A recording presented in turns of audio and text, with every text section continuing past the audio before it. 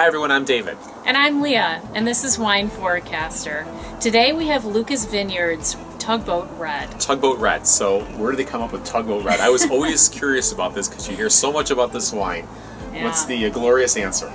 Well, apparently it's a family-run business. The Lucas family actually established the winery, and there's a family member who was a tugboat captain in the New York City harbor. And we're wondering if the boat's named Jessica Lynn, so we don't know. Guess maybe it's somebody in the family as well. So it's kind of neat. Yeah. So the label, the back of the bottle says that you'll be the life of the party with this wine, and it kind of gets it kind of has the reputation for being kind of like a party wine. And a lot of people really like this, so we have to give it a review. And this is the best-selling wine for Lucas Vineyard, so we were told at the winery. Yep. So. It's got a garnet, almost ruby color. Yeah. Yeah, so. And we're drinking out of, the wine is chilled. It says that you can either have the wine chilled or you can have it room temperature. Right. So we thought we'd try it chilled for once, just to see. These are out of our Bordeaux glasses. So when you get them at the winery, they give you the small tasting glasses, so I guess it's not apples to apples, but... So I get some cherries in there. It's very grapey or foxy. Yeah, just like a candied cherry. Candied cherry. Or, almost like, kind of like a brandied cherry. She said brandy cherry. All right. Well, you would definitely be the life of the party with a brandy cherry. There you go.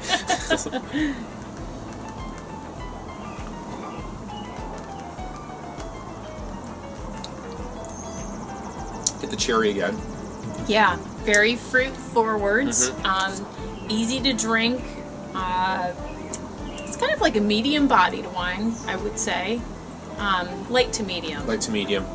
Yeah.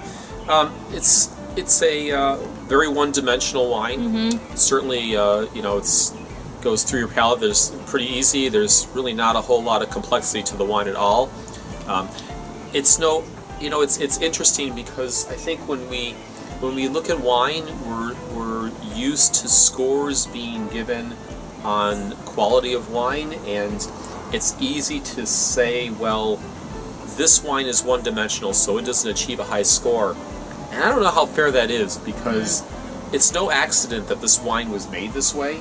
Right. I mean, it's the winemaker's winemaker wanted to make it this way. Yeah. It's the #1 selling wine for Lucas Vineyards. They want this wine to taste like this. The people say it all. And it's $9.99 price point. It's a fun wine to drink. It may not be everyone's palate. It's not my palate. It's not the kind of wine that I like to drink. We like drier wines. But we like a little more complex wines, I think. I don't want to speak for you, but complex wines that have a little bit more that it just evolves more in your mouth and on your nose and stuff like that. It doesn't make it right or wrong. Everyone's going to have different things, but just like music, everyone has different types of music. Right, absolutely. But don't you think it'd be important for people just to try different things too?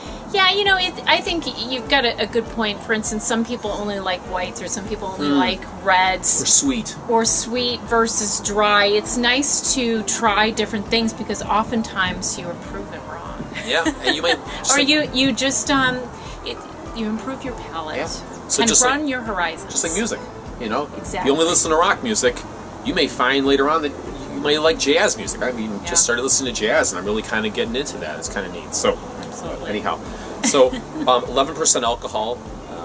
This would certainly mix quite a bit with some other alcohols and stuff like that to make other drinks and stuff. Yeah, you can make mixed drinks with this, where sangria, of course, is always like the thing of choice. They even talk about using mulling spices in the wintertime for like a hot mulled cider, or a hot mulled wine, excuse me. You could certainly do that. A little bit about Lucas Vineyards. They're on the west side of Cayuga Lake. A very short drive from the Ithaca area. So if you're down in the Ithaca area enjoying everything that Ithaca has to offer, it's fun to do some of the Cayuga Lake wine tours. It's perfect. And there's so many other wineries right in that area too. Yep. So we're going to pair this Well, you tell us what we're going to pair this with. Well, we're going to have barbecued chicken legs with a blackstrap molasses sauce on it. That we bought in the Finger Lakes. Yep, absolutely. Yep. So it should go quite well with this, Hope so. actually. Certainly, it's a light-bodied wine. The molasses has kind of a sweetness to this, and there's definitely sweetness to the wine, too. So they shouldn't necessarily mask each other. All right. Lucas Vineyards, Tugboat Red, you've heard of it. Now it's time to try it. You decide for yourself whether it's something that you like or don't like, or if it's up your alley. You can check out their website. I'll put that right here. Check out our website as well. It's wineforecaster.com. I'm David. And I'm Leah. Thanks for joining us.